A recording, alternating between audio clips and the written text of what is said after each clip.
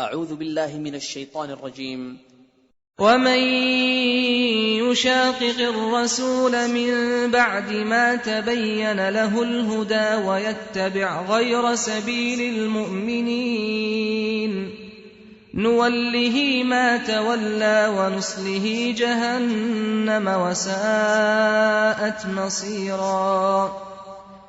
اور جو شخص سیدھا رستہ معلوم ہونے کے بعد پیغمبر کی مخالفت کرے اور مومنوں کے رستے کے سوا کسی اور رستے پر چلے تو جدھر وہ چلتا ہے ہم اسے ادھر ہی چلا دیں گے، اور قیامت کے دن اسے جہنم میں داخل کریں گے، اور وہ بری جگہ ہے۔ بسم اللہ الرحمن الرحیم، الحمد للہ رب العالمین، والصلاة والسلام علی اشرف الانبیاء والمرسلین وعلی آلہ واصحابہ اجمعین ومن تبعهم بإحسان الى یوم الدین، اما بعد۔ قال الامام ابو داود رحمہ اللہ: باب ما يدل على ترک الكلام في الفتنہ۔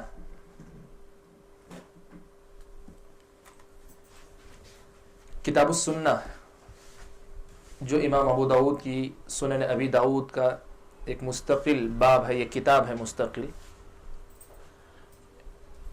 اس کا درس ہمارا چل رہا ہے۔ بقرعید سے پہلے دو تین ہفتے پہلے ہم نے آخری جو درس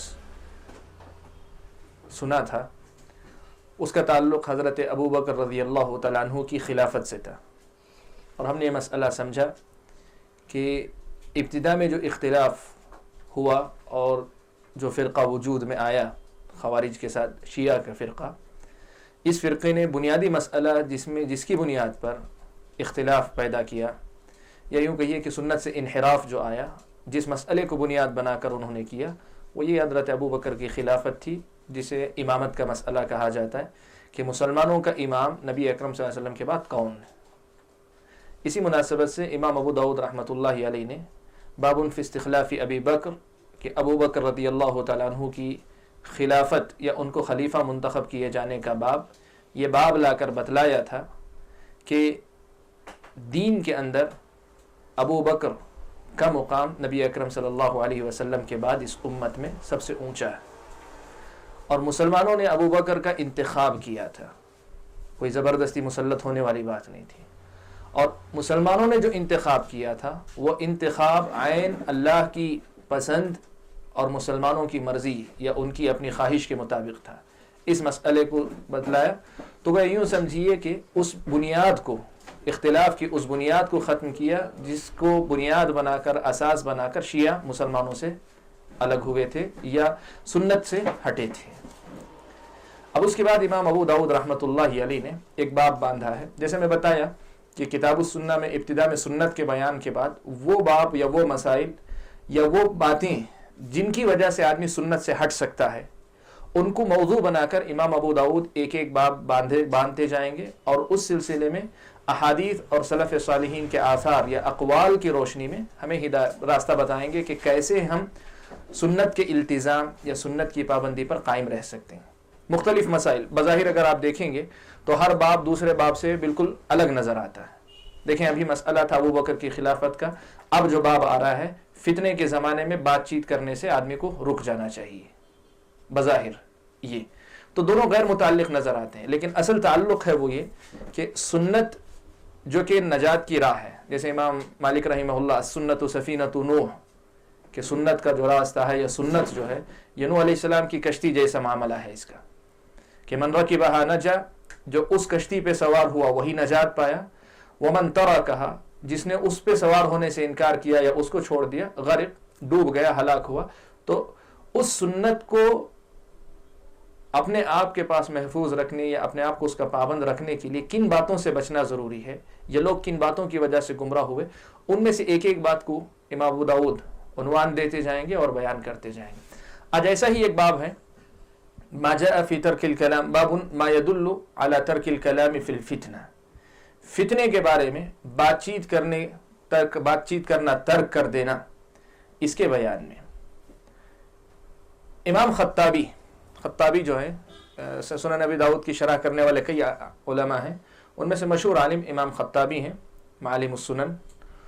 انہوں نے اپنے نسخے میں اس باب کا عنوان اس طرح رکھا ہے، باب ما يدل على ترک الکلام فی الفتنة الاولی، سب سے پہلے فتنہ جو واقع ہوا اس کے سلسلے میں بات چیت کرنے سے رکنے کے بیان میں۔ فرق کیا ہے دونوں باب میں؟ یہاں جو باب ہے جو عام نسخوں میں ہے ابو داؤد کے، اس کا مطلب یہ ہوتا ہے کہ کوئی بھی فتنہ ہو تو آدمی کو فتنے کے جو مسائل فتنہ بن سکتے ہیں ایسے مسائل میں بات چیت کرنے سے رک جانا چاہیے۔ اور اگر امام خطابی کے پاس جو نسخے میں لکھا ہے الفتنۃ الاولی، پہلے فتنے میں، تو اس سے مراد اس امت کے اندر جو فتنہ واقع ہوا عملاً سب سے پہلا فتنہ، اس فتنے کے بارے میں بات کرنے سے رکنے کا بیان۔ اور بظاہر جو احادیث یا آثار آئے ہیں ان سے پتہ چلتا ہے کہ امام خطابی والے نسخے میں جو بات ہے وہی بات یہاں مقصود ہے اصل میں، اس لیے کہ جو باتیں آئی ہیں خاص اس فتنے سے متعلق ہیں۔ لیکن اس کے باوجود یہ بات رہے گی، یاد رکھیں کہ یہ پہلے فتنے کے متعلق بیان کیا گیا اس لیے کہ بہت شدید فتنہ اور اس معاملے میں گفتگو کرنا بہت خطرناک ہے، لیکن اس کے بعد آنے والے فتنوں کے سلسلے میں بھی یہ احتیاط اور نجات کا راستہ یہی ہے کہ آدمی کی سلامتی اسی میں ہے کہ وہ اس میں بات نہ کرے۔ مسئلہ جو بتانا چاہتے ہیں وہ یہ کہ فتنہ، سب سے پہلے لفظ فتنہ آپ سمجھ لیں، اردو میں جو فتنہ ہے عربی میں تھوڑا سا ان میں ذرا فرق ہے۔ فتنہ جو ہے، وعلیکم السلام، فتنہ جو ہے آزمائش کے لیے استعمال ہوتا ہے، اردو زبان میں عام طور پہ منفی معنی ہی اس کا غالب ہوتا ہے۔ فتنہ کہتے ہیں تو یہ کہ جو ہے اس میں فساد کا پہلو غالب ہوتا ہے۔ عربی زبان میں لفظ فتنہ جب استعمال کرتے ہیں تو اس میں خیر اور شر دونوں کا پہلو جو ہے مطلب اپنی جگہ برقرار رہتا ہے۔ یہ جو پہلے زمانے میں جو سب سے پہلا فتنہ پیش آیا اس سے مراد کیا ہے؟ آپ کو معلوم ہے مسلمانوں میں اختلاف ہوا کب؟ حضرت عثمان رضی اللہ تعالیٰ عنہ کے قتل کے بعد یا شہادت کے بعد، حضرت علی کو، حضرت عثمان کو جب شہید کر دیا گیا اس کے بعد مسلمانوں میں اختلاف ہوا۔ کیا اختلاف ہوا؟ اور یہ نقطہ پہلے بتا چکا ہوں آپ کو کہ خلافت کے مسئلے میں کبھی نہ ابو بکر کے زمانے میں نہ عمر کے زمانے میں کبھی کوئی اختلاف تھا ہی نہیں سرے سے، خود حضرت عثمان کے زمانے میں بھی اختلاف نہیں تھا خلافت کے مسئلے میں۔ عثمان رضی اللہ تعالیٰ عنہ کی شہادت کے بعد جب حضرت علی رضی اللہ تعالیٰ عنہ کو، علی رضی اللہ تعالیٰ عنہ مدینے میں موجود تھے، جو صحابہ مدینے میں تھے انہوں نے دیکھا کہ اسلامی خلافت جو ہزاروں میل اس وقت تک پھیلی ہوئی، حضرت عثمان کے زمانے میں فتوحات کافی وسیع تھیں، اس کا کوئی خلیفہ نہیں، اور مدینہ جو مسلمانوں کا پائے تخت ہے، یہاں فتنے کے جو سرغنہ ہیں ان کا روب و دبدبہ ہے فی الوقت، تو ایسے موقع پہ سب سے مناسب شخص جو ہیں وہ علی رضی اللہ تعالیٰ عنہ ہی ہیں۔ یہی اس موقع پر امت کے مسئلے کو سنبھال سکتے ہیں، خلیفہ بن کر اس امت کے مسائل کو مزید انتشار سے بچا سکتے ہیں۔ یہ مدینے کے صحابہ کی رائے تھی۔ صحابہ گئے، حضرت علی رضی اللہ تعالیٰ عنہ سے کہا تو حضرت علی نے قبول کرنے سے انکار کر دیا، کہا کہ نہیں، جب تک اہل بدر اس سے راضی نہ ہو جائیں۔ یہ بعض تاریخی روایتوں میں یہ الفاظ ہیں کہ جب تک مدینے کے صحابہ راضی نہ ہو جائیں۔ دوبارہ لوگوں نے جو ہے پھر وفد کی شکل میں جا کر درخواست کی کہ آپ جو ہے خلافت قبول کر لیں، یہ ہم سب کی رائے ہے، ہم سب کی خواہش ہے کہ آپ قبول کر لیں۔ پھر حضرت علی رضی اللہ تعالیٰ عنہ نے قبول کیا۔ یہ خواہش کرنے والے اصل میں تو تھے مدینے کے اچھے مسلمان، لیکن جو فتنہ پرور لوگ تھے، باغی، جنہوں نے حضرت عثمان کو شہید کیا تھا، خود ان کی بھی اپنی جو ہے مرضی اس میں شامل ہو گئی کہ علی ہی خلیفہ ہوں گے۔ اس کی وجہ سے بظاہر مسئلہ جو ہے بعض مسلمانوں کے لیے بعد میں چل کر، جیسے بات آئے گی آپ سمجھیں گے، وہ جو ہے واضح نہیں رہی۔ ایسے لگا جیسے جو ہے مطلب فتنہ پیدا کرنے والے جو باغی تھے وہی لوگ اس میں اب پیش ہیں۔ بات ایسی نہیں تھی۔ مدینے میں صحابہ نے جو سب سے پہلے حضرت علی کا انتخاب کیا، جو 15 لوگ تھے خود ان کی مرضی بھی اس کے تابع ہو گئی تھی، ان کو اپنا مفاد بھی اسی میں نظر آ رہا تھا، اس لیے وہ خاموش ہو گئے، یا یوں کہیے کہ مؤید ہو گئے۔ حضرت علی کا انتخاب ہوا، تفصیل آپ کو معلوم ہے۔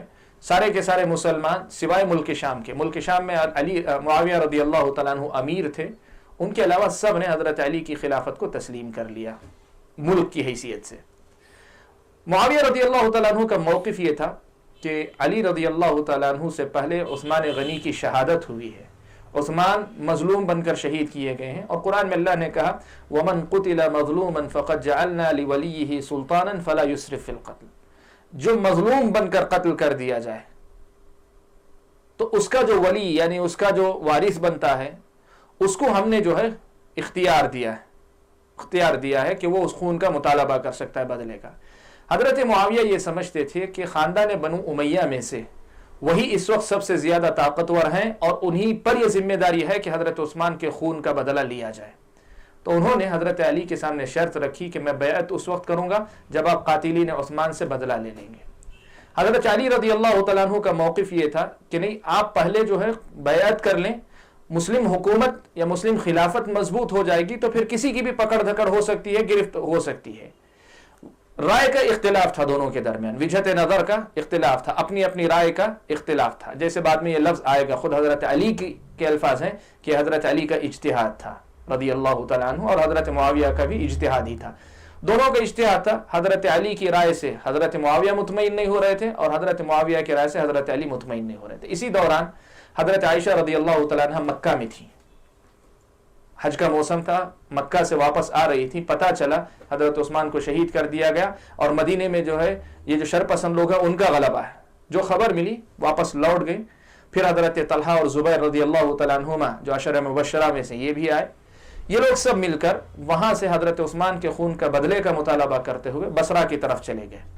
مکہ میں خون خرابہ کے بجائے بصرہ کی طرف چلے گئے. بصرہ کے قریب حضرت علی رضی اللہ تعالیٰ عنہ اور حضرت عائشہ رضی اللہ تعالیٰ عنہ دونوں کا آمنا سامنا ہوا. یعنی حضرت طلحہ اور زبیر قائد تھے جس میں حضرت عائشہ بھی شامل تھی. ایسا نہیں کہ حضرت عائشہ جنگ کی قیادت کر رہی تھی، حضرت طلحہ اور زبیر نمایاں تھے، قیادت کر رہے تھے. حضرت عائشہ اس فوج میں تھی اور حضرت عثمان غنی حضرت علی رضی اللہ تعالیٰ عنہ اپنی فوج لے کر آئے.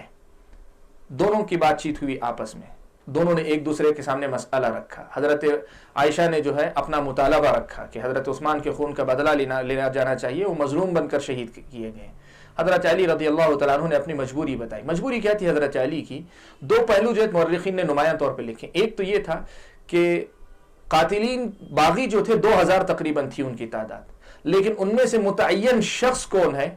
متعین شخص فلاں، جیسے فلاں عبداللہ جیسے کہیں، اس نام کی گواہی دینے والا کہ فلاں آدمی نے قتل کیا ہے، ایسا کوئی گواہ حضرت علی کے پاس نہیں تھا. اور شریعت یہ کہتی ہے کہ جب تک واضح طور پہ گواہی نہ ہو قتل نہیں کر سکتے آپ.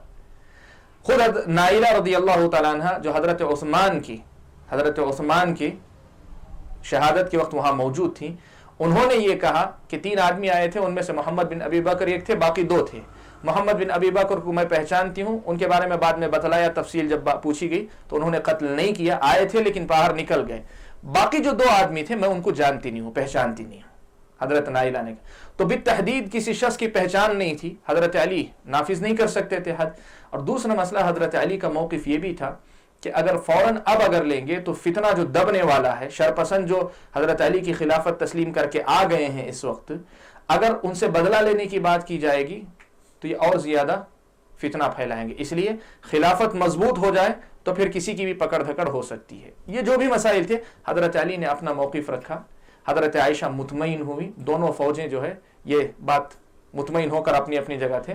رات میں شرپسندوں نے اچانک جو ہے جنگ چھیڑ دی. جو دونوں طرف فوجوں میں موجود تھے شرپسند لوگ، انہوں نے جنگ اچانک چھیڑ دی، کسی کو پتہ بھی نہیں چلا. تو اس میں ہوا یہ کہ حضرت علی سمجھے کہ عائشہ کے فوج سے حملہ ہوا ہے، طلحہ و زبیر کی فوج سے حملہ ہوا ہے، اور ان لوگوں نے سمجھا حضرت علی کی فوج سے حملہ ہوا ہے. لڑائی ہوئی، 13,000 مسلمانوں کا خون بہا. 13,000 مسلمانوں کا خون بہا.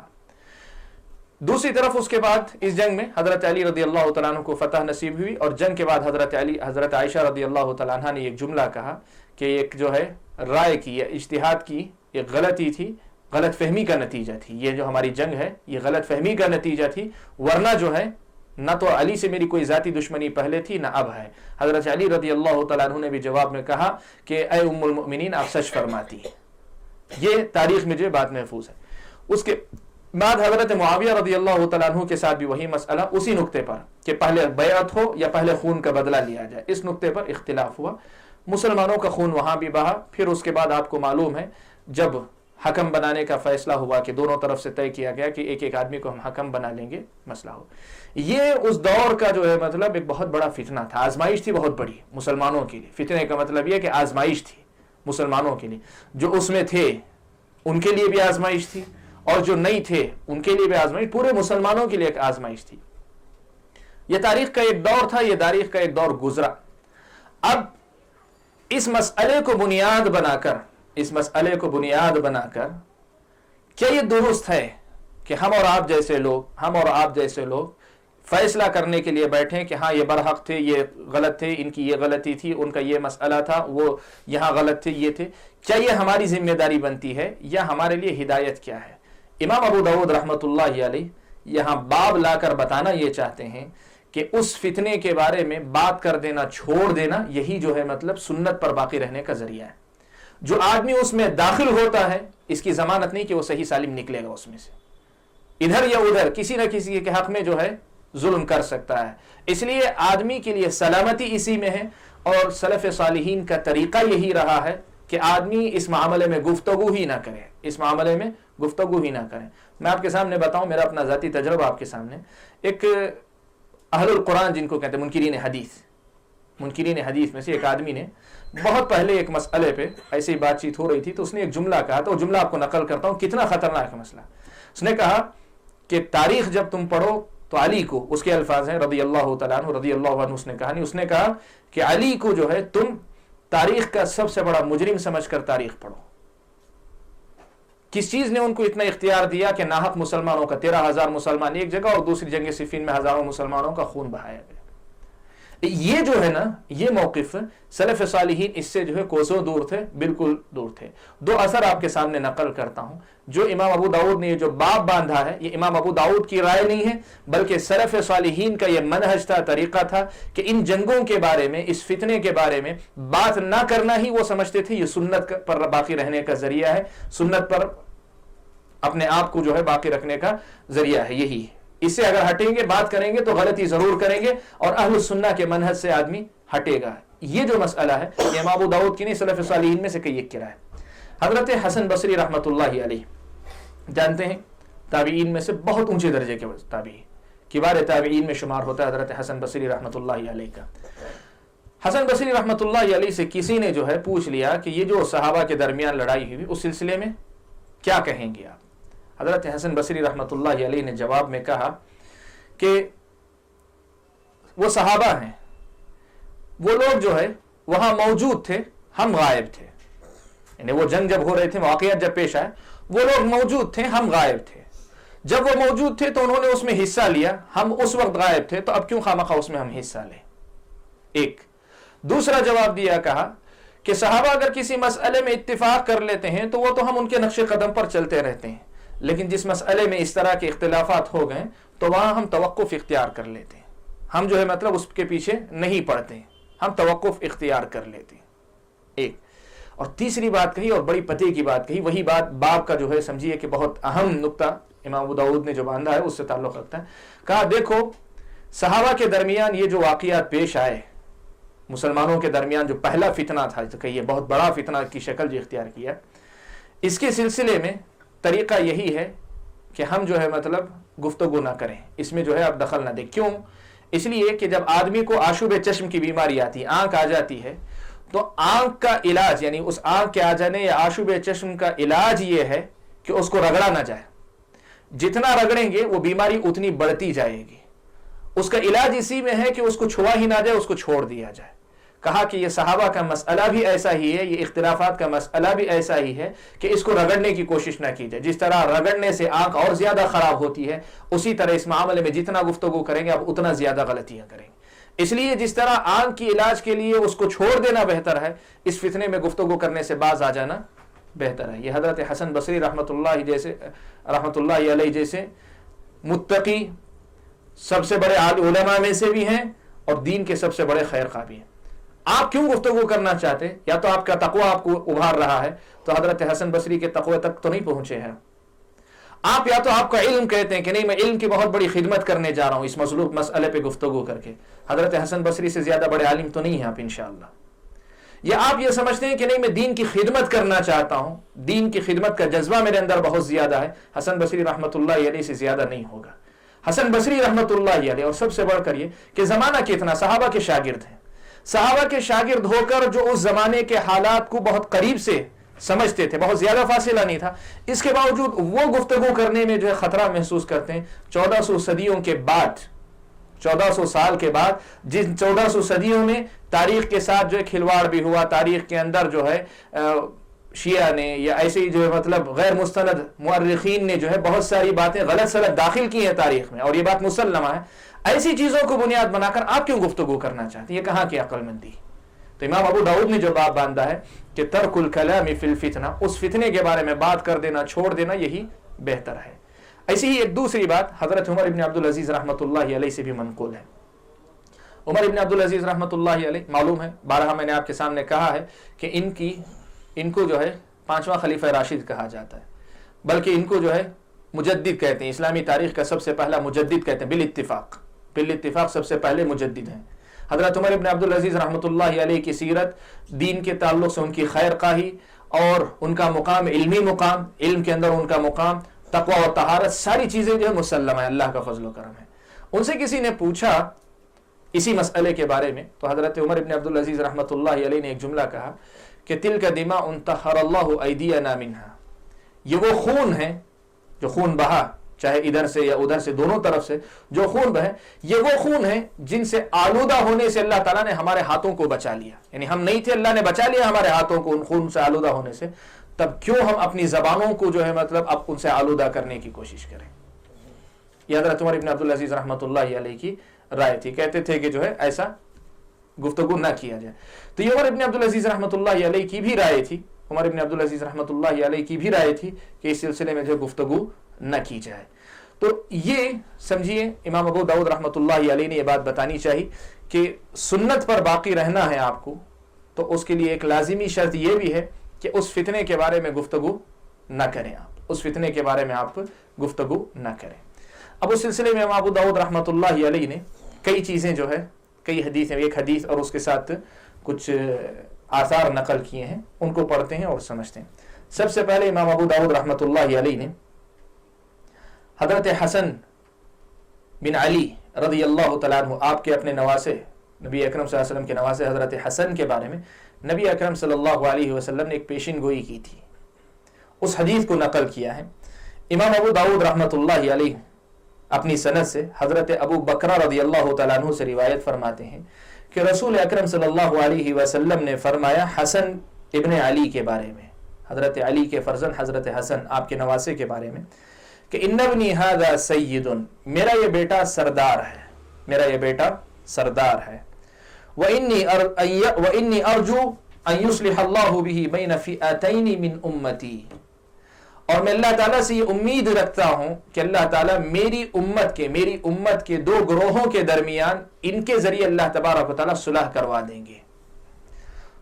وقال عن حماد، ایک دوسری سند میں امام ابو داؤد ذرا سے الفاظ کا فرق ہے، اس کو نقل کر رہے ہیں کہ اللہ کے نبی نے یہ الفاظ کہے کہ لعل اللہ ان یصلح بہ بین فئتین من المسلمین عظیمتین، شاید کہ اللہ تبارک و تعالیٰ ان کے ذریعے مسلمانوں کی دو عظیم جماعتوں میں، مسلمانوں کے دو عظیم گروہوں کے درمیان اتفاق پیدا کر دے۔ یہ دو الفاظ کے ساتھ یہ روایت آئی ہے، دونوں نقل کرتے ہیں۔ اللہ کے نبی صلی اللہ علیہ وسلم کی یہ پیشن گوئی پوری ہوئی۔ حضرت معاویہ اور حضرت علی رضی اللہ تعالیٰ عنہ کے درمیان جو اختلاف تھا، وہ اختلاف جو ہے بغیر فیصلہ کیے گزر، ویسے ہی باقی کا باقی رہا۔ جنگ ہوئی، فیصلہ کرنے کی بات ہوئی، لیکن فیصلہ ہوا نہیں۔ حضرت معاویہ ملک شام کے امیر یعنی گورنر کی حیثیت سے باقی رہے، اور حضرت علی رضی اللہ تعالیٰ عنہ خلیفہ کی حیثیت سے۔ حضرت علی کو جب شہید کر دیا گیا، خوارج نے حضرت علی کو جب شہید کر دیا، اس وقت حضرت حسن خلیفہ بنے۔ اس کے بعد تقریباً 6 ماہ اور کچھ دن خلیفہ رہنے کے بعد حضرت حسن نے مسلمانوں کے درمیان اتفاق کی خاطر معاویہ رضی اللہ تعالیٰ عنہ کے ساتھ صلح کر لی اور خلافت کے اپنے حق سے دستبردار ہو گئے۔ اس طرح حضرت معاویہ رضی اللہ تعالیٰ عنہ سارے مسلمانوں کے خلیفہ بن گئے، اور جو اختلاف حضرت عثمان کے زمانے کے بعد ہوا تھا، اس اختلاف کا خاتمہ ہوا، مسلمان پھر سے ایک جماعت ہو گئے، سارے مسلمان پھر سے ایک جماعت ہو گئے، ایک خلیفہ کے تحت سارے کے سارے آ گئے۔ اس طرح اللہ کے نبی صلی اللہ علیہ وسلم کی یہ پیشن گوئی پوری ہوئی جو اللہ کے نبی صلی اللہ علیہ وسلم نے بیان فرمائی۔ امام ابو داؤد رحمۃ اللہ علیہ اس حدیث کو اس باب میں لا کر ایک بہت اہم مسئلے کی طرف اشارہ کرنا چاہتے ہیں۔ اللہ کے نبی نے حدیث میں جو لفظ استعمال کیا، دو الگ الگ روایتوں میں دو لفظ ہے۔ پہلے ٹکڑے میں یہ تھا کہ بین فئتین من امتی، میری اپنی امت کے دو گروہوں کے درمیان اللہ اصلاح کرے گا۔ یا دوسری روایت میں مسلمانوں کے دو عظیم گروہوں کے درمیان اللہ تعالیٰ اصلاح فرمائے گا.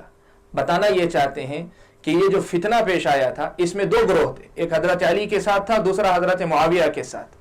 یہ دونوں کے دونوں لڑے بھی, اختلاف بھی کیے, لیکن اللہ کے نبی صلی اللہ علیہ وسلم نے اس اختلاف کی پیشن گوئی کے باوجود ان کو مسلمانوں ہی میں شامل کیا. بین فئتین من امتی, میری امت کے دو گروہ. اور یہ بھی اللہ کے نبی نے دوسری روایت میں کہ بین فئتین من المسلمین عظیمتین, مسلمانوں کے دو عظیم گروہوں کے درمیان اللہ تعالیٰ اصلاح کریں گے. تو کیا مطلب یہ ہوا کہ اختلاف کے باوجود یہ دونوں کے دونوں گروہ مسلمانوں کے گروہ. بتانا یہ چاہتے ہیں کہ اللہ کے نبی صلی اللہ علیہ وسلم نے خود یہ جانتے ہوئے, اللہ تعالیٰ نے بتایا تھا اس کی روشنی میں کہ جانتے ہوئے بھی کہ ان کے درمیان اختلاف ہوگا, یہ ساری چیزیں ہوں گی, اس کے باوجود اللہ کے نبی نے جب ان کو مسلمان قرار دیا ہے تو ہم اور آپ کیوں جو ہے اس میں تحقیق کے نام پر یا کسی اور نام پر ایک کو جو ہے اسلام سے خارج, دوسرے کو اسلام کے اندر, ادھر والے ادھر کو, ادھر والے ادھر کو, یعنی شیعہ جو ہے بقیہ صحابہ کو, یا نواسب جو دشمنی کرتے تھے آل بیت سے, وہ آل بیت میں حضرت علی وغیرہ کو جو ہے گمراہ قرار دیں, یہ جو ہے صحیح نہیں ہے. جب اللہ کے رسول ان کو مسلمانوں میں شمار کر رہے ہیں تو آپ کیوں ان کو جو ہے اس سے باہر نکالنے کے در پے ہیں. تو گویا مطلب یہ ہوا کہ اختلاف کے باوجود اللہ کے نبی صلی اللہ علیہ وسلم کی اس حدیث سے معلوم یہ ہوتا ہے کہ صحابہ کے ان اختلافات کے سلسلے میں ہماری جو رائے ہونی چاہیے وہ یہ کہ دونوں کے دونوں مسلمان تھے, دونوں اپنے موقف میں مجتہد تھے, اجتہاد کر رہے تھے. جن کا اجتہاد صحیح تھا وہ دگنے اجر کے مستحق ہوئے, جن کے اجتہاد میں غلطی تھی ان کے اجتہاد کی غلطی کے باوجود ہم ان کو جو ہے گمراہ نہیں قرار دیں گے, ان کو گمراہ نہیں قرار دیں گے.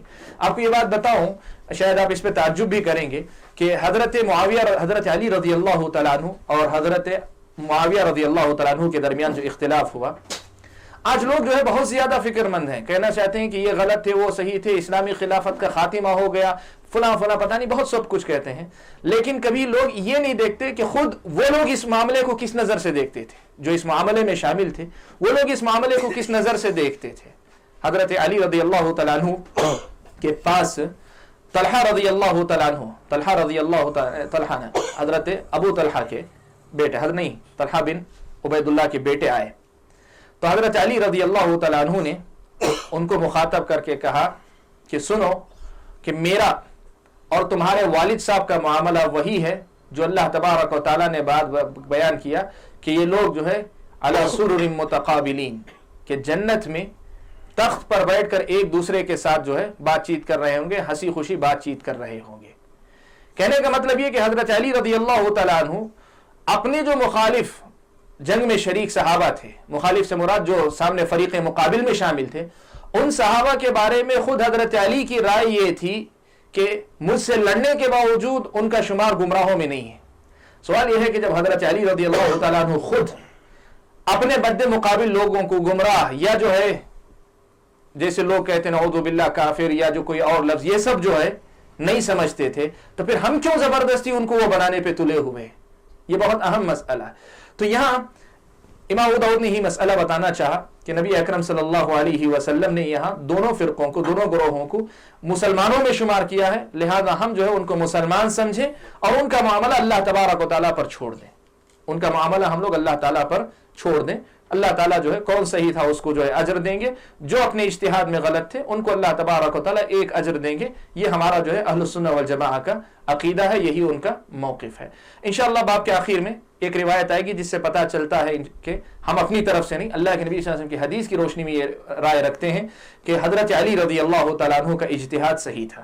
حضرت علی رضی اللہ تعالیٰ عنہ اور ان کے ساتھ جو صحابہ تھے, ان صحابہ کا اجتہاد جو ہے اس مسئلے میں صحیح تھا. یہ اللہ کے نبی صلی اللہ علیہ وسلم کی حدیث سے پتہ چلتا ہے. ٹھیک ہے, لیکن اس کے باوجود ہم یہ جو ہے مطلب نہیں کہیں گے کہ جو اجتہاد میں غلط تھے ہم ان کے بارے میں کوئی غلط رائے رکھیں, ان کے بارے میں زبان درازی کریں, ایسا کوئی موقف ہمارا نہیں ہے. تو یہ پہلی حدیث تھی جس سے امام ابو داؤد رحمۃ اللہ علیہ نے اس فتنے کے سلسلے میں اپنی زبان کو کھولنے سے روکنے کی تلقین کی تعلیم دی ہے. اس کے بعد امام ابو داؤد رحمۃ اللہ علیہ نے ایک اثر نقل کیا ہے, یا دو آثار نقل کیے ہیں جن سے جو ہے اپنے اس باب, جو باب انہوں نے باندھا ہے, اس کی تائید کرتے ہیں. امام ابو داؤد اپنی سند کے ساتھ حضرت حذیفہ بن یمان رضی اللہ تعالیٰ عنہ سے روایت کرتے ہیں. حذیفہ بن یمان رضی اللہ تعالیٰ عنہ سے روایت کرتے ہیں. اور یہ حذیفہ کون ہے؟ ان کو صاحب سر رسول اللہ کہا جاتا ہے, یعنی اللہ کے رسول صلی اللہ علیہ وسلم کے رازدان. اللہ کے نبی صلی اللہ علیہ وسلم نے ان کو منافقین کے جو نام اللہ تعالیٰ نے اللہ کے نبی کو بتائی دیے تھے، ان میں سے بہت سارے نام اللہ کے نبی نے حضرت حذیفہ کو بتا دیے تھے. عام مسلمانوں کو نہیں تھے لیکن حضرت حذیفہ کو بتا دیے. ایسے ہی فتنے جو آنے والے ہیں، آئندہ جو فتنے آنے والے ہیں، ان فتنوں سے متعلق بھی بہت ساری باتیں اللہ کے نبی صلی اللہ علیہ وسلم نے حضرت حذیفہ کو خاص طور پہ بتائی تھی، عام لوگوں کو نہیں بتائی تھی بہت ساری. اور یہ ایسی باتیں ہیں کہ اگر کوئی نہیں جانتا ہے تو دین و ایمان میں کوئی کمی نہیں آئے گی. اس لیے کوئی سوال کر سکتا ہے نا کہ ایسا کیا ہے، اس کا مطلب یہ ہوا کہ اللہ کے نبی نے کسی کو کچھ خاص علم دیا دوسرے کو نہیں دیا. نہیں، ایسی بات نہیں. یہ وہ باتیں ہیں کہ اگر کوئی نہیں جانتا ہے تو اس کے دین و ایمان میں کوئی کمی نہیں آئے گی اس سے. حضرت حذیفہ کو جو خاص بتائی تھی. لیکن حضرت حذیفہ کے بارے میں یہ معلوم ہے، وہ خود کہتے ہیں کہ لوگ جو ہے ہمیشہ خیر کے بارے میں پوچھتے تھے، میں ہمیشہ جو ہے اللہ کے رسول صلی اللہ علیہ وسلم سے شر کے بارے میں پوچھتا تھا کہ اس ڈر سے کہ کہیں میں اس کا شکار نہ ہو جاؤں. تو اس حرص کو دیکھ کر ہو سکتا ہے اللہ کے نبی صلی اللہ علیہ وسلم نے خاص طور پہ ان کو بہت ساری باتیں بتا دی ہوں. تو حضرت حذیفہ رضی اللہ تعالیٰ عنہ روایت کرتے ہیں، کہتے ہیں کہ ما احد من الناس تدركه الفتنہ الا انا اخافها علیہ الا محمد بن مسلمہ. کہتے ہیں کہ جو بھی آدمی، جتنے بھی لوگ ہیں، اگر ان کے پاس فتنہ اگر آئے گا تو مجھے یہ ڈر ہے کہ وہ اس فتنے کا شکار ہو جائیں گے سوائے محمد ابن مسلمہ کے. یعنی لوگ جتنے بھی ہیں سب کے بارے میں مجھے یہ ڈر ہے کہ اگر ان کے پاس فتنہ آئے گا تو اس میں مبتلا ہو جائیں گے، اس کا شکار ہو جائیں گے، اس کا مجھے ڈر ہے. سوائے محمد ابن مسلمہ کے، کہ محمد ابن مسلمہ کے بارے میں مجھے کوئی ڈر نہیں، کہ وہ مجھے یقین ہے کہ وہ فتنے کا شکار نہیں ہوں گے. کیوں؟ اس لیے کہ فإنی سمعت رسول اللہ صلی اللہ علیہ وسلم یقول لا تضرک الفتنہ. اس لیے کہ میں نے محمد ابن مسلمہ کے بارے میں اللہ کے رسول صلی اللہ علیہ وسلم کو فرماتے ہوئے سنا کہ آپ نے کہا کہ تمہیں فتنہ نقصان نہیں پہنچائے گا. جب اللہ کے نبی نے محمد ابن مسلمہ کے بارے میں یہ کہہ دیا تو میں جو ہے یقین رکھتا ہوں کہ وہ اس فتنے کا شکار نہیں ہوں گے. یہ حضرت حذیفہ رضی اللہ تعالیٰ عنہ کہتے ہیں. اسی سے جڑا ہوا ایک اور اثر ہے، دونوں کو ملا کر مسئلہ ہم لوگ سمجھتے ہیں. امام ابو داؤد رحمۃ اللہ علیہ نے ایک دوسری سند سے ایک اور واقعہ نقل کیا ہے کہ ثعلبہ بن ضبیعہ تابعین میں سے ہیں. انہوں نے روایت کی کہ ہم حضرت حذیفہ کے پاس گئے، دخلنا علی حذیفہ فقال انی لا اعرف رجلا لا تضره الفتن شیئا. حضرت حذیفہ نے کہا کہ میں ایک ایسے آدمی کو جانتا ہوں جسے فتنے نقصان نہیں پہنچائیں گے، فتنے اسے نقصان نہیں پہنچائیں گے کسی بھی قسم کا. قال فخرجنا فاذا فسطاط مضروب. کہتے ہیں کہ ہم وہاں سے نکلے، ثعلبہ کہتے ہیں کہ ہم حضرت حذیفہ کے پاس سے نکلے تو کیا دیکھتے ہیں کہ ایک خیمہ لگا ہوا، خیمہ ٹینٹ جو ہے لگا ہوا ہے. تو بات سیاق سے سمجھ میں آ گئی کہ حضرت حذیفہ اسی ٹینٹ میں رہنے والے آدمی کے بارے میں وہ بات کہنا چاہ رہے ہیں، حالات سے سمجھ میں آ گئی تھی بات. کہتے ہیں فدخلنا، تو ہم اندر گئے، فاذا فیہ محمد بن مسلمہ. تو کیا دیکھتے ہیں کہ اس میں محمد ابن مسلمہ موجود ہیں، وہی صحابی جن کے بارے میں پہلی جو حدیث اور اثر گزرا اس میں. فسألناہ عن ذلک، تو ہم نے ان سے پوچھا اس سبب، اس چیز کے بارے میں. کس چیز کے بارے میں؟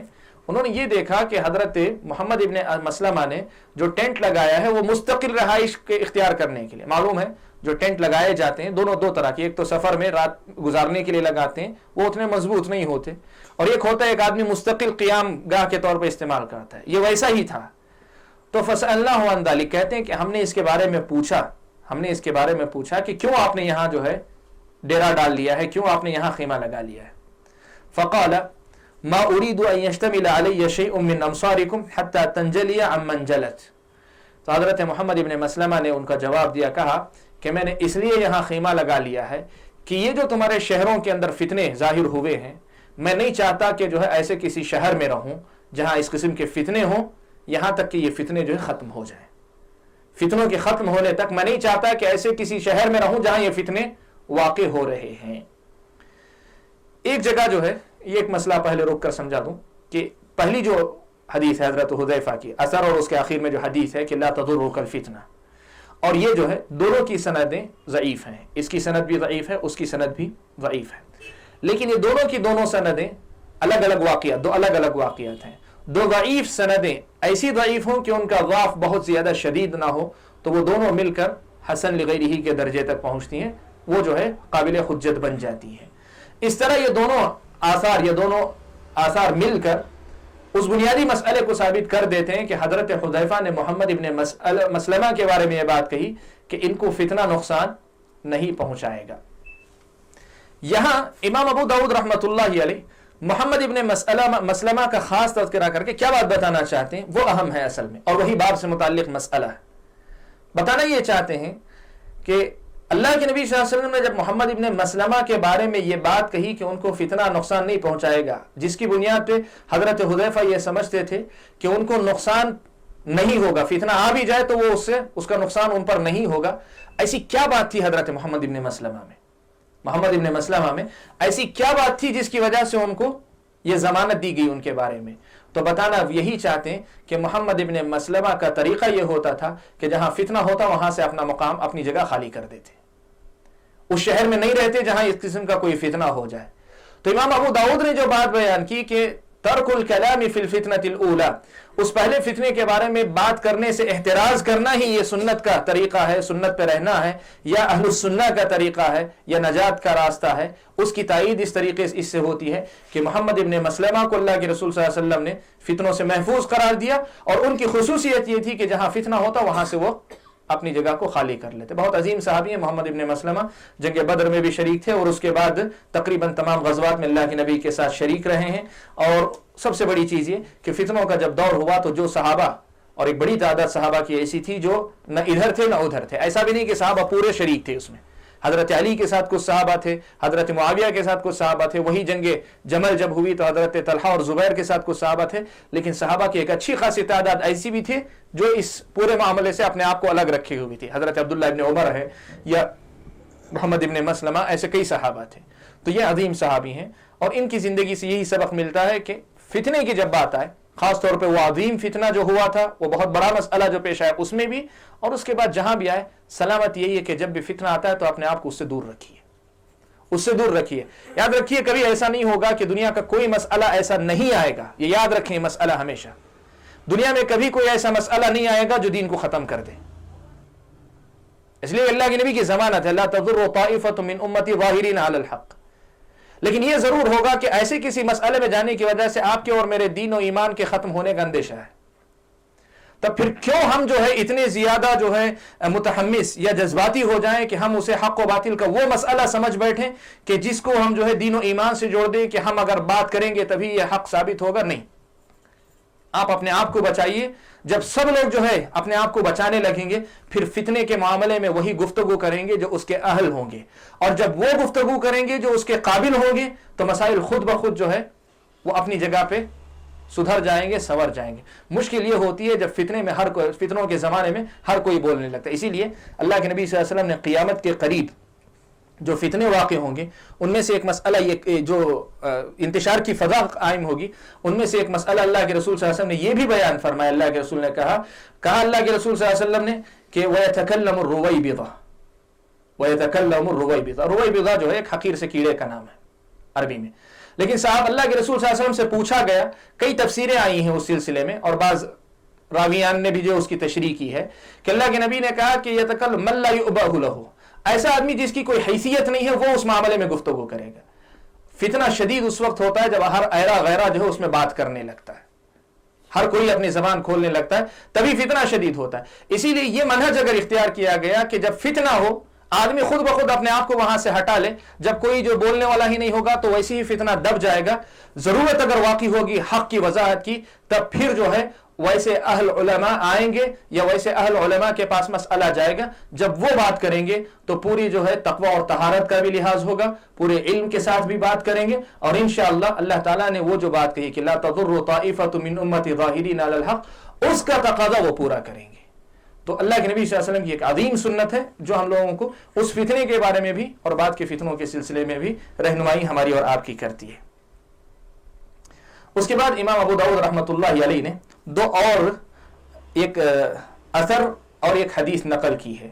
پہلا اثر حضرت علی رضی اللہ تعالیٰ عنہ کے متعلق ہے، اپنی صحیح سند کے ساتھ قیس بن عباد سے نقل کرتے ہیں۔ قیس بن عباد نے حضرت علی رضی اللہ تعالیٰ عنہ سے پوچھا کہ قلت لعلی، میں نے حضرت علی رضی اللہ تعالیٰ عنہ سے پوچھا اخبرنا عن مسیرک هذا اعہد عہدہ الیک رسول اللہ صلی اللہ علیہ وسلم ام رأی رأیتہ، کہا کہ آپ یہ جو جا رہے ہیں، شارحین نے کہا یہ جو سوال کیا کس کہاں جانے کے بارے میں پوچھا، شارحین نے کہا، بعض صاحب عون المعبود نے کہا کہ یا تو اس سے مراد حضرت علی جب معاویہ سے لڑنے جا رہے تھے رضی اللہ تعالیٰ عنہما، یا حضرت طلحہ و زبیر سے لڑنے کے لیے بصرہ کی طرف جا رہے تھے، دونوں میں سے کسی ایک طرف جا رہے تھے۔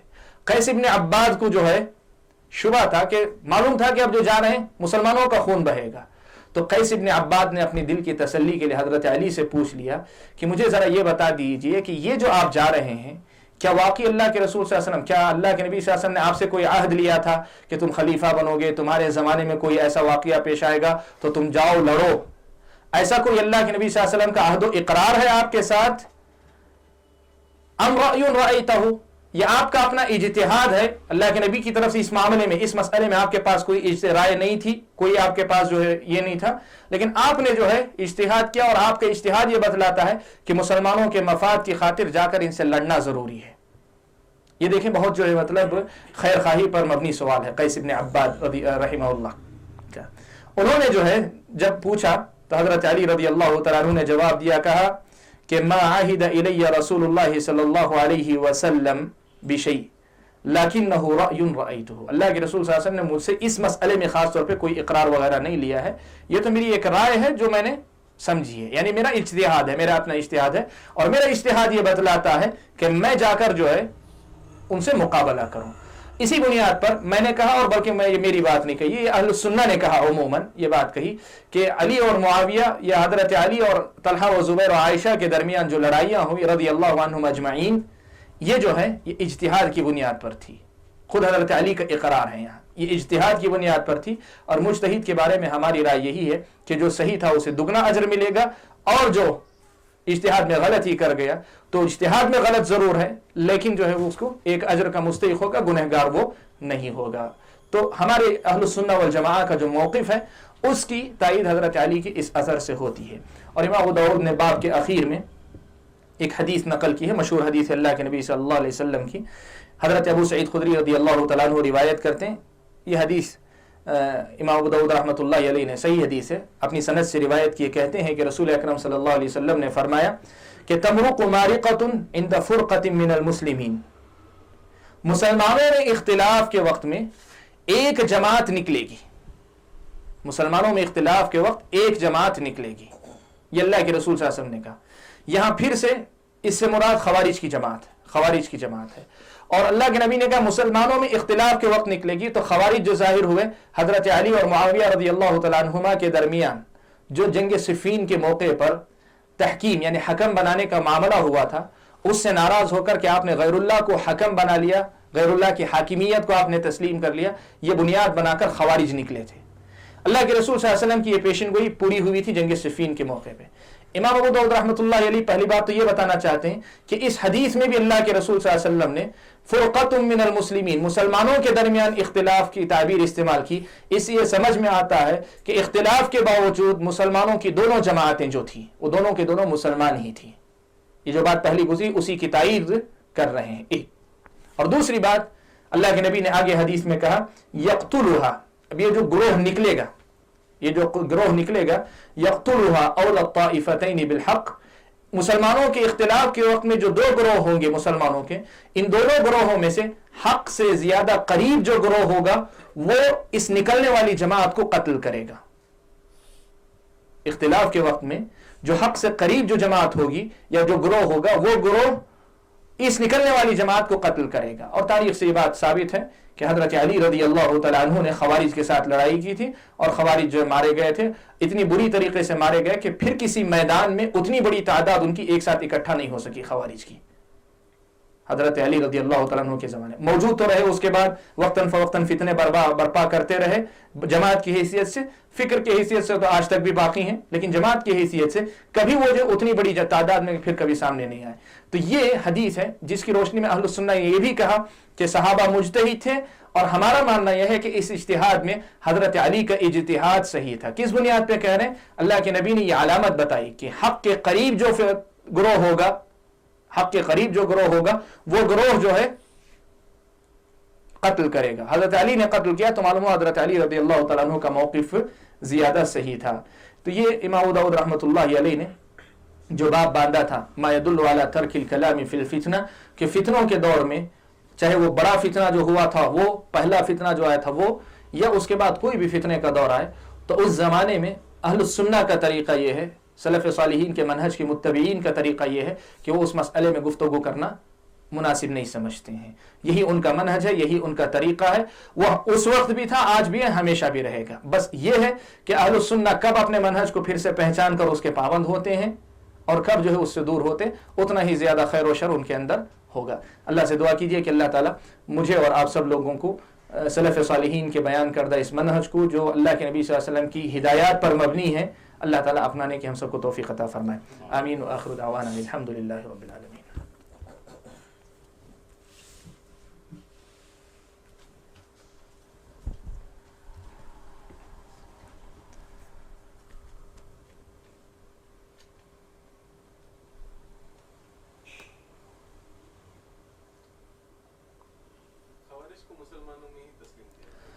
یہ مختلف فی مسئلہ رہا ہے کہ خوارج مسلمان تھے کہ نہیں تھے، دو رائے ہیں اہل علم کی. اس میں راجح قول یہی ہے کہ وہ مسلمانوں میں سے ہیں، وہ مسلمانوں میں سے ہیں. بعض اہل علم نے تکفیر کی ہے.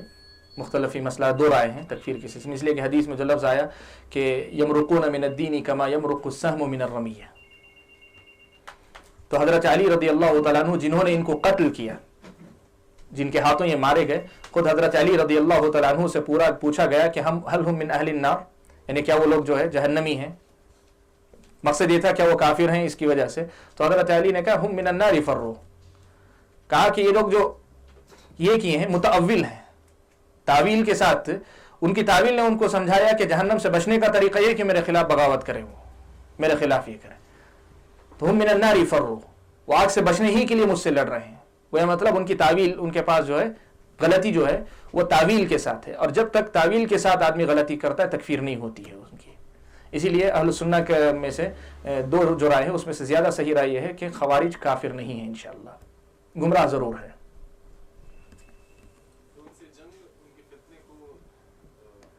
جی ہاں، بغاوت کرنے والے کے خلاف جو جنگ ہوتی ہے، اگر وہ مسلمانوں میں سے ہے، اگر وہ مسلمانوں میں سے ہے تو وہ جو ہے ان کو ان کے فتنے کے خاتمے کے لیے، اور اگر وہ جو ہے مسلمانوں کے خون اور اس کو حلال سمجھ لیتا ہے، اللہ کی حلال کر حرام کردہ چیز کو حلال سمجھ لیتا ہے، تو وہ استحلال کی وجہ سے کافر ہوگا، لڑائی کی وجہ سے نہیں. لڑائی کی وجہ سے نہیں، وہ حلال جو سمجھتا ہے، اللہ تعالیٰ کی حرام کردہ چیز کو حلال جو کر لیتا ہے اس کی وجہ سے وہ کافر سمجھا جائے گا.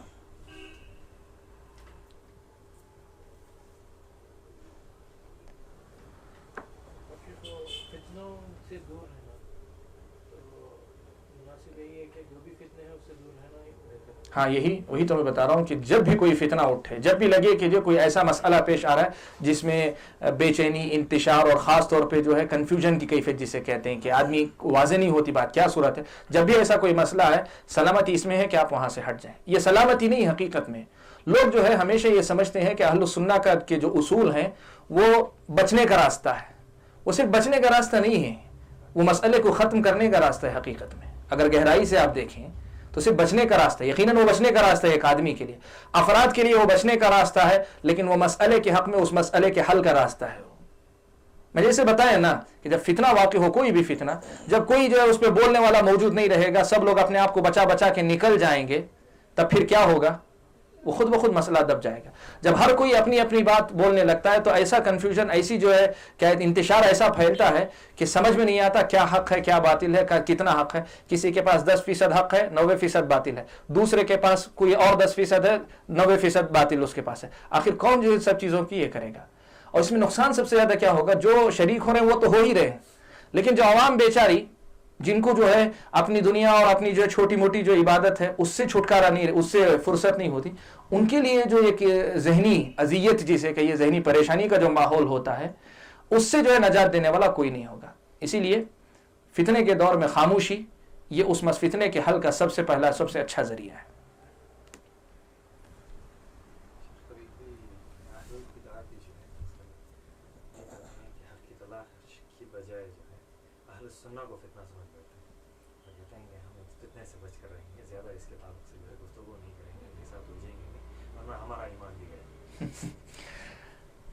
دیکھیے مسئلہ ایسا ہے کہ فتنہ کیا ہے. سب سے پہلے ایک چیز ہے، دیکھیے ہر آدمی کی، ہم جو بات کر رہے ہیں شریعت کی جو بنیادی اصول ہیں اور وقت کے جو علماء ہیں وہ جس مسئلے کو فتنے کے دائرے میں لاتے ہیں اس کی بات ہم کر رہے ہیں. ورنہ ایسے اگر کہیں گے تو جو ہے یہ جو ہے کیا ہوتے ہیں مشرکین جو ہے مسلمانوں کو فتنہ کہتے ہیں، تو کیا یہ تھوڑی ہوگا کہ آپ کہیں کہ آپ اپنی جگہ باقی رہیں، یہی سلامتی کا راستہ ہے؟ تو یہ مراد نہیں ہے. ظاہر بات ہے کہ ایک آدمی اسلام قبول کرنے کے بعد کچھ مسائل آتے ہیں، فتنے سے مراد جو ہے خاص ایسے کچھ مسائل آتے ہیں جس پر جو ہے لوگوں کے پاس اس کے تعلق سے صحیح علم بھی نہیں ہوتا اور صحیح پہچان بھی نہیں ہوتی. ایسے مسائل جو ہے فتنے کا باعث بنتے ہیں. اور اس کی سب سے بڑی علامت یہی ہے، آپ دیکھیں کہ جب بھی جو ہے فتنہ آتا ہے تو لوگ جو ہے شروع میں بڑے ذوق و شوق سے شریک بھی ہوتے ہیں. جب فتنہ ختم ہوتا ہے تو ہر کسی کو اپنی غلطی کا احساس ہوتا ہے کہ مجھ سے یہاں تھوڑی غلطی ہوئی، مجھ سے وہاں تھوڑی غلطی ہوئی. ہر کسی کو احساس ہوتا ہے اگر وہ دیانتدار ہے اپنے نفس کے اندر. تو ویسے اگر کہیں گے تو ہر آدمی جو ہے دوسرے کو فتنہ ہی کہے گا، تو وہ مراد نہیں ہے. ٹھیک ہے انشاءاللہ. واللہ تعالی اعلم. وسبحانک اللہم وبحمدک، اشہد ان لا الہ الا انت، استغفرک واتوب الیک. السلام علیکم.